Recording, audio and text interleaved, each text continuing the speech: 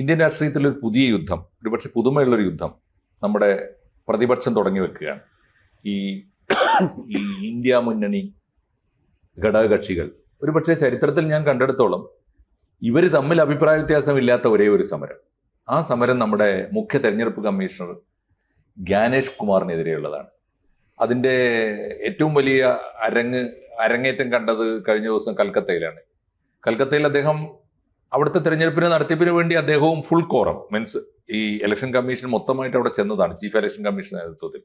അവിടെ ചെന്നപ്പോൾ ആ മീറ്റിംഗിൽ മാത്രമല്ല പുറത്ത് അദ്ദേഹം തീർത്തും വ്യക്തിപരമായ ആവശ്യത്തിന് അവിടെ ക്ഷേത്ര ദർശനത്തിന് പോയെടുത്ത് പോലും തൃണമൂൽ കോൺഗ്രസിന്റെ അഴിഞ്ഞാട്ടമാണ്, വലിയ തോതിലുള്ള പ്രതിഷേധം. അമ്പലത്തിന്റെ മുമ്പിൽ ഗോ ബാക്ക്, അങ്ങനെ ഒരു അശ്ലീല നാടകമായിട്ട് അത് മാറുകയാണ്. ഇപ്പോ വന്നിരിക്കുന്നത് ലോക്സഭയിൽ നോട്ടീസ് കൊടുത്തിരിക്കുന്നു ഇദ്ദേഹത്തെ പുറത്താക്കാനുള്ള. അത് ചർച്ചയ്ക്കെടുക്കണമെങ്കിൽ നിയമം അങ്ങനെയാണത്രേ, പാർലമെന്റിൽ 100 അംഗങ്ങളുടെ മിനിമം 100 അംഗങ്ങളും, ലോക്സഭയിൽ 100 അംഗങ്ങളും രാജ്യസഭയിൽ 50 അംഗങ്ങളും രണ്ടിടത്തും നോട്ടീസ് കൊടുത്തിട്ടുണ്ട്. എത്ര പേരുടെ പിന്തുണ കിട്ടും എന്ന് നമുക്ക് ഇപ്പോ പറയാറായിട്ടില്ല. എന്തായാലും അങ്ങനെ ഒരു ക്രിട്ടിക്കൽ സ്റ്റേജിലേക്ക് ഈ ഇലക്ഷൻ കമ്മീഷണറെ മുൻനിർത്തിയിട്ട് നമ്മുടെ പ്രതിപക്ഷം രാജ്യത്തെ കൊണ്ടുപോവുകയാണ്. എന്താണ് ഈ ഒരു സിറ്റുവേഷന്റെ പ്രാധാന്യം? ഇത് മമതാ ബാനർജി മാത്രം നടത്തുന്ന ഒരു ഏർപ്പാടാണ്. ജ്ഞാനേഷ് കുമാറുമായിട്ട് യുദ്ധം ചെയ്ത ആൾക്കാർ ഒരുപാടുണ്ട്. അതിലൊരാളും നമ്മുടെ മുഖ്യമന്ത്രിയാണ് പിണറായി വിജയൻ. നമ്മളും SIR പാടില്ല എന്നൊക്കെ പറഞ്ഞ് സുപ്രീം കോടതി പോയിരുന്നു. സുപ്രീം കോടതി അത് അനുവദിച്ചില്ല. ഇപ്പോൾ ഒരാഴ്ച കൂടുതൽ സമയം വേണമെന്ന് പറഞ്ഞു. അത് സുപ്രീം കോടതി ഇലക്ഷൻ കമ്മീഷനോട് പറഞ്ഞു ഒരാഴ്ച നീട്ടിക്കൊടുക്കണു. എന്ത് ആകാശം വീഴാനാണ്? അല്ല സാർ അത് അർജന്റാണ്. എന്താ അർജന്റ്? ഒരാഴ്ച നീട്ടിയുകൊണ്ടൊന്നും വരാൻ പോകില്ല. അങ്ങനെ പറഞ്ഞ് തീർത്തിക്കൊടുത്തു. സന്തോഷമായിട്ട് തിരിച്ചു. ഇതിനുശേഷം മിനിഞ്ഞാന്ന് ജ്ഞാനേഷ് കുമാർ കേരളത്തിൽ വന്നു. ആരും ആ മനുഷ്യനെ ഉപയോഗിക്കാനും ഒന്നും പോയിട്ടില്ല. പുള്ളി സംസാരിച്ചു, മീഡിയയോട് സംസാരിച്ചു.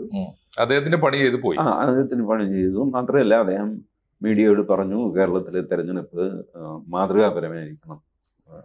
രാജ്യത്ത് നിങ്ങൾക്ക് കുറെ കൂടെ ഭംഗിയായിട്ട് ഈ കാര്യങ്ങൾ നടത്താൻ പറ്റും. ജനറലി പീസ്ഫുള്ളായ ഒരു സ്ഥലമാണ് സ്റ്റേറ്റ്. ഇങ്ങനെയൊക്കെ പറഞ്ഞു. നല്ല വാക്കുകളൊക്കെ പറഞ്ഞു. ജനങ്ങൾ അവെയറാണ് എന്നൊക്കെ പറഞ്ഞു. വേണമെങ്കിൽ പിണറായി വിജയന് 10 DYFIക്കാരെ വിളിച്ചിട്ട് പുള്ളിയെ വളഞ്ഞു നിർത്തി മുദ്രാവാക്യം വിളിക്കുകയോ കാര്യം കൂടി കാണിക്കുകയോ ഒക്കെ ചെയ്യാം. പക്ഷേ പിണറായി അതിന് പോയില്ല. ഈ മമതാ ബാനർജിയെ കാണുമ്പോഴുണ്ടല്ലോ എനിക്ക് പിന്നെയും പിണറായിയെ പറ്റി മതിപ്പ് തോന്നുന്നു. മമതാ ബാനർജി കഴിഞ്ഞ ആഴ്ച ചെയ്ത് നോക്കുന്നത്, രാഷ്ട്രപതി ദ്രൗപദി മുർമു അവിടെ പോകുന്നു. മമതാ ബാനർജി അവരെ സ്വീകരിക്കാൻ എയർപോർട്ടിൽ പോകുന്നില്ല. അവരുടെ പ്രോഗ്രാമിൽ മമതാ ബാനർജി പങ്കെടുക്കുന്നില്ല. പ്രോട്ടോകോൾ അനുസരിച്ച് ഒരു മന്ത്രിയെ വിടണം, റിട്ടേൺ പ്രോട്ടോകോൾ അനുസരിച്ച്. ആ മന്ത്രിയെ വിട്ടില്ല. അവർ സെക്രട്ടേറിയറ്റിലെ ഒരു സ്റ്റാഫിനെ വിട്ടു. പ്രസിഡന്റിൻ്റെ ഒരു വേദി തീരുമാനിച്ചിരുന്നു. ആ വേദിക്ക് സുരക്ഷയില്ല, അവിടെ സ്ഥലമില്ല എന്ന് പറഞ്ഞിട്ട് അതിനേക്കാൾ ചെറിയൊരു വേദിയിലേക്ക് പ്രസിഡന്റിൻ്റെ പ്രോഗ്രാം മാറ്റി. ഏകപക്ഷീയമായിട്ട് പ്രസിഡന്റിൻ്റെ ചോദിച്ചിട്ടൊന്നുമല്ല. പ്രസിഡന്റ് അവിടെ പോയി ഇറങ്ങി ഇതൊക്കെ കണ്ടു കഴിഞ്ഞിട്ട് പ്രസിഡന്റിന് പബ്ലിക്കായിട്ട് പറയേണ്ടി വന്നു, വലിയ സങ്കടം. എന്താണ് മമതയ്ക്ക് എന്നോട് ദേഷ്യം? ഞാൻ എന്ത് ചെയ്തിട്ടാണ്? അത് മാത്രമല്ല ഈ സന്താൾ വിഭാഗത്തിന്റെ വലിയൊരു മീറ്റിംഗ് ആയിരുന്നു. ഇന്ത്യയിലെ ഏറ്റവും വലിയ ആദിവാസി സന്താൾ വിഭാഗത്തിൽപ്പെട്ട ആളാണ് നമ്മുടെ പ്രസിഡന്റ്. അപ്പോൾ അവർ പോയി. അപ്പോൾ പ്രസിഡന്റ് പച്ചയായിട്ട് ചോദിച്ചു, നിങ്ങൾ നേരത്തെ മുതലൊരു സന്താൾ വിഭാഗത്തോട് നിങ്ങൾക്കൊരു അതൃപ്തിയുണ്ട്, ഇതിപ്പോൾ അത്ര പ്രകടമായിട്ട് കാണിക്കുന്നു. ഇനി അങ്ങനെ ഒരു അതൃപ്തി നിങ്ങൾക്ക് ഉണ്ടെങ്കിൽ തന്നെ. ഈ മമത സവർണ വിഭാഗമാണോ, ഉയർന്ന ജാതിയാണോ? ആണെന്ന് തോന്നുന്നു. എനിക്ക് അവരുടെ ജാതി അറിയില്ല. ഏതായാലും സന്താളല്ല അവർ. ബാനർജി. അപ്പോൾ ഈ ബാനർജി എന്ന് പറഞ്ഞാൽ അങ്ങനെയാണ്, ബന്ദോപാധ്യായ ആണല്ലേ ബാനർജി ചുരുക്കപ്പേര്. ചട്ടോപാധ്യായാണ് ചാറ്റർജി, ബന്ദോപാധ്യായാണ് ബാനർജി. ശരി. അപ്പോൾ അവര് സവർണ വിഭാഗത്തിൽപ്പെട്ടവരായിരിക്കണം മമത. ചിലപ്പോൾ ഇനി അവർ കല്യാണം കഴിച്ചിട്ടില്ലല്ലോ. അപ്പോൾ ബാനർജി അവരുടെ അച്ഛൻ്റെ തന്നെയായിരിക്കും. എനിവേ എനിക്ക് ഇവരുടെ ജാതി എന്ന് പറയുമ്പോൾ ഞാൻ അന്വേഷിക്കാറില്ല. ബട്ട് ഈ ഒരു സിറ്റുവേഷൻ മമത കൊണ്ടുവരിക, മമത അതിന് കൊടുത്ത മറുപടി ഉണ്ടല്ലോ, ഒരു സിവിലൈസ്ഡ് മറുപടിയെങ്കിലും കൊടുക്കില്ല. അവർ പറഞ്ഞു പ്രസിഡന്റ് എന്താ വിചാരിച്ചു ഞാൻ അവരുടെ പിന്നാലെ എപ്പോഴും നടക്കണമെന്നോ? ഇതാണ് ഓ, വല്ലാത്ത ചോദ്യമല്ലേ. അതെ രാജ്യത്തിന്റെ പരമാധികാരികളോട് കാണിക്കേണ്ട ഒരു മിനിമം മര്യാദയാണ്. അതെ. നമ്മുടെ വീട്ടിൽ വരുന്ന ഒരാളിനെ നമ്മളല്ലാതെ വേറെ ആരും സ്വീകരിക്കും? അതും പ്രസിഡന്റ്. അല്ല, അത് അവിടെ രണ്ട് പ്രശ്നം ഉണ്ടായി. പ്രോട്ടോകോൾ പാലിക്കാൻ ഇവർക്ക് ഒട്ടും പറ്റിയില്ല. കാരണം ഗവർണർ രാജിവെച്ചു പോയി, ആനന്ദബോസ്. ഇവരന്നെന്തോ ധർണ ഇരിക്കുകയായിരുന്നു ഇവിടെ, മുഖ്യമന്ത്രി. അപ്പൊ ഗവർണറും ഇല്ല, മുഖ്യമന്ത്രിയും ഇല്ല. അങ്ങനെയാണെങ്കിൽ മന്ത്രിസഭയിൽ ഒരു മന്ത്രിയെങ്കിലും പോയി സ്വീകരിക്കണം. സീനിയർ മോസ്റ്റ് മന്ത്രിയെ അതും ചെയ്തില്ല. അപ്പോ പ്രസിഡന്റ് ന്യായമായും പരാതി പറഞ്ഞതിൽ കുറ്റപ്പെടുത്താനാവില്ല. പ്രസിഡന്റ് ആദ്യമായിട്ടാണ് ഇങ്ങനെ ചോദിക്കുന്നത്. വിഷമത്തോടെ വളരെ ഞാൻ നിങ്ങളോട് എന്ത് ചെയ്തു, എന്തുകൊണ്ടാണ് നിങ്ങൾക്ക് എന്നോടൊരു അകൽച്ച? അതും എൻ്റെയും കൂടെ സമുദായത്തിൽപ്പെട്ടവരുടെ വലിയൊരു യോഗം. എന്നിട്ട് അത് ചെറിയ ഗ്രൗണ്ടിലേക്ക് മാറ്റുക, അതിന് സുരക്ഷാ കാരണങ്ങൾ പറയുക. സുരക്ഷാ കാരണം പറയുമ്പോൾ ആർക്കും ഒന്നും തടസ്സം പറയാം. ഇത് മഹാമോശമായി. അപ്പോൾ അതിന് പോലും മമത ഒരു സോറി പോലും പറയുന്നില്ല.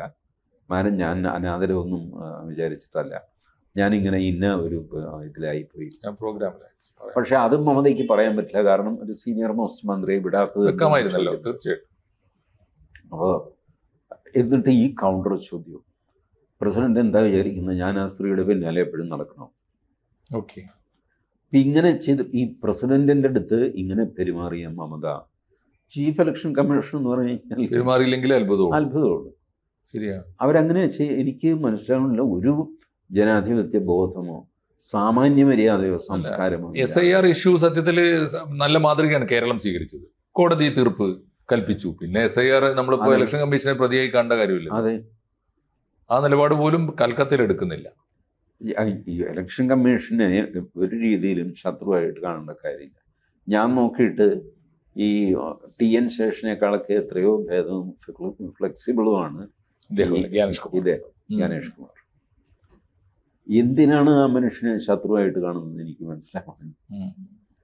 SIR ഭരണഘടനാപരമായിട്ട് ഇലക്ഷൻ കമ്മീഷൻ്റെ ഡ്യൂട്ടിയാണ് SIR നടത്തുക എന്നുള്ളത്. 2003 മുതൽ നടന്നില്ല. ശരി, നടന്നില്ല, ഇനിയെങ്കിലും നടത്തണ്ടേ? അതെ, 3 വരെ നടന്നല്ലോ. അതെങ്കിലും അതും നടന്നിരുന്നില്ല. അത് നടത്തിയത് BJP വന്നതുകൊണ്ടൊന്നും അല്ലല്ലോ. ഇപ്പോൾ സാറ് നോക്ക്, 2011 വരെ സെൻസസ് നടന്നുള്ളൂ. അതിനുശേഷം സെൻസസ് നടന്നില്ല. എന്ന് വെച്ചാൽ സെൻസസ് വേണ്ടെന്ന് അതാരെങ്കിലും പറയൂ? നടത്തണമല്ലോ, ഒരു കണക്ക് വേണ്ടേ? ഒരു രാജ്യത്ത് എത്ര പൗരന്മാരുണ്ട്, അതിലെത്ര വോട്ടർമാരുണ്ട്, വിദേശികൾ എത്രയുണ്ട്, സ്വദേശികൾ എത്രയുണ്ട്, ഇതിനൊക്കെ ഒരു കണക്ക് വേണ്ടേ? ഇതെനിക്ക് മനസ്സിലായി. ഇത് പണ്ട് സാം പിട്രോഡയാണ് ആദ്യം ഈ പോയിന്റ് രാഷ്ട്രീയ രംഗത്തേക്ക് കൊണ്ടുവരുന്നത്. ഇന്ന് അദ്ദേഹം കോൺഗ്രസ് വലിയ വില്ലനൊക്കെയാണ്. അന്ന് രാജീവ് ഗാന്ധിയുടെ അഡ്വൈസർ കൂട്ടത്തിലുള്ളതാണ്. സാം പിട്രോഡ ഒരിക്കൽ ഈ ചോദ്യം ചോദിച്ചു, എല്ലാവർക്കും കുടിവെള്ളം വേണമല്ലോ, എത്ര പേരുണ്ട്? അത് കണക്കെടുക്കാൻ പറ്റില്ല. കണക്കെടുക്കാതെ എങ്ങനെ എത്ര പേരുണ്ടെന്ന് അറിഞ്ഞാലല്ലേ എത്ര വെള്ളം വേണമെന്ന് തീരുമാനിക്കാൻ പറ്റുള്ളൂ. എന്നിട്ട് അത്രയും വെള്ളം അവിടെ എത്തിക്കാൻ പറ്റുള്ളൂ. ഇത് ഒരു കണക്കും എടുക്കാൻ നിങ്ങൾ സമ്മതിക്കില്ല എന്ന് പറഞ്ഞാൽ എന്ത് ചെയ്യും? എല്ലാവർക്കും വൈദ്യുതി വേണം. ശരി, എല്ലാവർക്കും പറഞ്ഞ് എത്ര പേരാണ് ഈ എല്ലാവരും? ഇതൊക്കെ ഒരു അതുപോലെ SIR എന്ന് പറഞ്ഞാൽ സ്പെഷ്യൽ ഇൻറ്റൻസീവ് റിവിഷൻ. നമ്മളുടെ വോട്ടർ പട്ടികയിലുള്ള ആൾ അവിടെ തന്നെ ഉണ്ടോ ആ ചേട്ടൻ, അതോ വടിയായി മുകളിലേക്ക് പോയോ? ന്യായമായിട്ടും അറിയണമല്ലോ. അതല്ലേ ഏറ്റവും ആക്യുറേറ്റ് ആയിട്ട് നടത്തേണ്ടത് ഇലക്ഷൻ കമ്മീഷൻ. അവര് എന്താ SADDO RADDO എന്നൊക്കെ പറഞ്ഞൊരു ഒരു സാധനമുണ്ട്. ഡിസ്പ്ലേസ്ഡ് ആയ ആൾക്കാർ സ്ഥലം മാറി. എത്രയോ കാലമായിട്ട് ഞാൻ എറണാകുളം വിട്ട് കോഴിക്കോട് പോയി താമസിക്കുന്നു. വർഷം 10 18 ആയി. ഇപ്പോഴും എൻ്റെ വോട്ടർ പട്ടികയിൽ ഞാൻ എറണാകുളത്ത് കിടക്കുക. എന്നിട്ട് കോഴിക്കോട് നിന്ന് എറണാകുളത്ത് നിന്ന് വോട്ട് ചെയ്യും. ചിലപ്പോൾ വരില്ല, എന്തെങ്കിലുമൊക്കെ ചെയ്യും. ഇതിനൊരു തീരുമാനം ഉണ്ടാക്കണം. മോഹൻദാസ് താൻ കോഴിക്കോട് തന്നെയാണോ? അതെ സാർ. എന്നാൽ പിന്നെ അത് പറഞ്ഞ് തൊലക്കിടോ, തിരുത്താറക്കോട്. ഇതാണ് SIR. ഇത് ഡെഡ് പോയി. മോഹൻദാസ് ഇരുന്ന ഇരിപ്പിൽ വടിയായിപ്പോയി. ഇലക്ഷൻ കമ്മീഷൻ ഇത് അറിയുന്നില്ലല്ലോ. ഞാൻ പ്രശസ്തനല്ലാത്തതുകൊണ്ട് പത്രത്തിൽ ഫോട്ടോയും വരില്ല. ഇനി പത്രത്തിൽ ഫോട്ടോ വന്നാൽ തന്നെ അത് വെച്ചിട്ട് ഇലക്ഷൻ കമ്മീഷൻ റെക്കോർഡ് തിരുത്താൻ പറ്റില്ല. ആരെങ്കിലും പറയണ്ടേ? ഇലക്ഷൻ കമ്മീഷൻ അന്വേഷിച്ച് വരും. മോഹൻദാസ് എന്ന് പറയാൻ അങ്ങനെ ഒരാളുണ്ടായിരുന്നു സാറേ, അയാൾ ചത്തുപോയി. എത്ര നാളായി? അതിപ്പോൾ ഒരു 10-15 വർഷമായിട്ടുണ്ട്. ഇല്ലടാ, ആദ്യം 15 വർഷമായിട്ടുണ്ട്. ഇതാണ് സ്ഥിതി. അത്രേ ഉള്ളൂ. കാരണം 2003 ചെയ്തതിന് ശേഷം ഈ പണി നമ്മൾ ചെയ്തിട്ടില്ല. അപ്പം ഇത് ചെയ്യണ്ടേ? അതെ, തീർച്ചയായിട്ടും ചെയ്യേണ്ടതാണ്. ശരി, ചെയ്യുമ്പോൾ എല്ലാവർക്കും പേടി, എൻ്റെ വോട്ട് പോവുകയോ സാറിൻ്റെ വോട്ട് പോവുകയോ, ഇങ്ങനൊരു പേടി. നഷ്ടപ്പെടുന്നവന് പരാതി ഉണ്ടാവുകയും അത് അവർ ലിസ്റ്റ് ഇടും. ഇതാ എല്ലാം കഴിഞ്ഞ് പരിശോധിച്ച് കഴിഞ്ഞിട്ട് ഇത്രയും പേരുടെ ഇത് മാറ്റിയിട്ടുണ്ട്, പട്ടികയിൽ നിന്ന് മാറ്റി. എന്നിട്ട് പരാതിപ്പെടാൻ പിന്നെ അവസരം. ഇല്ല സാർ, ഞാനിവിടെ ജീവനോടെ ഉണ്ട്. അത് ശരി, അയാളുടെ വീണ്ടും തിരിച്ച് പട്ടികയിലേക്ക് ആക്കും. ഇതിനാണ് ഈ BLO ഈ സംവിധാനം ഇതെല്ലാം കഴിഞ്ഞിട്ട് ഇപ്പൊ ഈ വരാൻ പോകുന്ന ഇലക്ഷൻ, ബംഗാളിൽ വരാൻ പോകുന്ന ഇലക്ഷൻ, കേരളത്തിലെ ഇലക്ഷൻ, തമിഴ്നാട്ടിലെ ഇലക്ഷൻ വരാൻ പോകാനുണ്ട്. ആ ഇലക്ഷന് മുമ്പ് നിങ്ങൾക്ക് ഫ്രഷ് ആയിട്ട് ഇതിൽ വരുത്താം, ചേർക്കാനും തിരുത്താനും ഒക്കെ അവസരം ഉണ്ടാവും. ഇതെല്ലാം കഴിഞ്ഞിട്ട് ജ്ഞാനേഷ് കുമാറിനെ തല്ലിക്കൊല്ലു എന്ന് പറയുന്നത് എന്തിനായിരിക്കും? അല്ല, ഈ ഇലക്ഷൻ കമ്മീഷനെതിരായിട്ട് പാർലമെന്റിൽ മൂവ് വരുന്ന ആദ്യമാണോ? ഇതിനു മുമ്പ് ആദ്യമാണ്. ശേഷന്റെ കാലത്തൊന്നും വന്നിട്ടില്ലല്ലോ. ഇല്ല അല്ലേ? ഇതൊക്കെ ഒരു ശേഷൻ ഇവരെ ഞെട്ടിച്ചിട്ട് അങ്ങനെ ശേഷൻ കാരണമാണ് ഇത് 3-അംഗ കമ്മീഷനായത്. ശേഷൻ സിംഗിളായിരുന്നു, ഒറ്റ കമ്മീഷനായിരുന്നു. ശേഷൻ ഉറപ്പിച്ചു കഴിഞ്ഞപ്പോൾ ഇതൊരു ഒന്നാമത് ഇത് ഭരണഘടനാ പദവിയാണ്, ചീഫ് ഇലക്ഷൻ കമ്മീഷൻ. വെറുതെ കയറിയണം, ഭരണഘടനാ ഭേദഗതി വേണം. അങ്ങനെ ഭരണഘടനാ ഭേദഗതി കൊണ്ടുവന്ന് 3 പേരെ, അതിനകത്ത് ഒരാൾ ചീഫ്, ബാക്കിയുള്ളവർ കമ്മീഷണർമാർ, അങ്ങനെ 3 പേരെ ആക്കി. അപ്പോൾ എന്തെങ്കിലും തർക്കമുണ്ടെങ്കിൽ ഇവർക്ക് ഭൂരിപക്ഷ തീരുമാനത്തിലേക്ക് പോകാം. ഇങ്ങനെയൊക്കെ ചെയ്തു. ആ സെറ്റപ്പാണ് ഇപ്പോഴും തുടരുന്നത്. അപ്പോൾ പിന്നെ എന്തിനാണ് ഈ ജ്ഞാനേഷ് കുമാറിനെ ടാർഗറ്റ് ചെയ്യുന്നത്? ആഗ്രയിലെ അയാളുടെ വീട്ടിൽ പ്രകടനം നടത്തിയവർ അത് പറഞ്ഞു കണ്ടു. ശരിയാണ്. അത് കമ്മ്യൂണിസ്റ്റ് പാർട്ടികളിൽ നിന്ന് കോൺഗ്രസും മമതാ ബാനർജിയൊക്കെ പഠിച്ച പാഠങ്ങളാണ്. കമ്മ്യൂണിസ്റ്റ് പാർട്ടി അത് നിർത്തി വരുന്നു, ഇവർ കൂട്ടിക്കൊണ്ടുവരുന്നു. കമ്മ്യൂണിസ്റ്റ് പാർട്ടി തിരുത്തിയിട്ടും ഇവർ തിരുത്തുന്നില്ല. ഈ ശത്രുവിൻ്റെ സ്വഭാവം നമ്മളെ ബാധിക്കും എന്ന് പറയില്ല. ഇതുപോലെ മമതയ്ക്ക് CPM-ൽ നിന്ന് പഠിച്ച ടെക്നിക്സാണ് ഇതെല്ലാം. ബട്ട് CPM ഒരു തെരഞ്ഞെടുപ്പിൽ തോറ്റു കഴിഞ്ഞപ്പോൾ നിർത്തി. മമത അത് ആ ടെക്നിക്സ് പിന്നെയും മുന്നോട്ട് കൊണ്ടുപോയി പ്രസിഡന്റിനെ അംഗീകരിക്കില്ല, ആരെയും അംഗീകരിക്കില്ല. ആ രീതിയിലേക്ക് വന്നിരിക്കുകയാണ്. അതിന് മുമ്പുണ്ട് മമതയ്ക്ക് ഈ സ്വഭാവം. ജയപ്രകാശ് നാരായണന്റെ കാറിന്റെ ബോണറ്റിൽ കയറി ഡാൻസ് ചെയ്ത ചിത്രം ഞാൻ കണ്ടിട്ടുണ്ട്. ഇവരുടെ ജീവചരിത്രത്തിലുണ്ട്. ചെറുപ്പമാണെന്ന് തോന്നുന്നു, വളരെ ചെറുപ്പമാണ്. യൂത്ത് കോൺഗ്രസിന്റെ ലീഡറാണ്.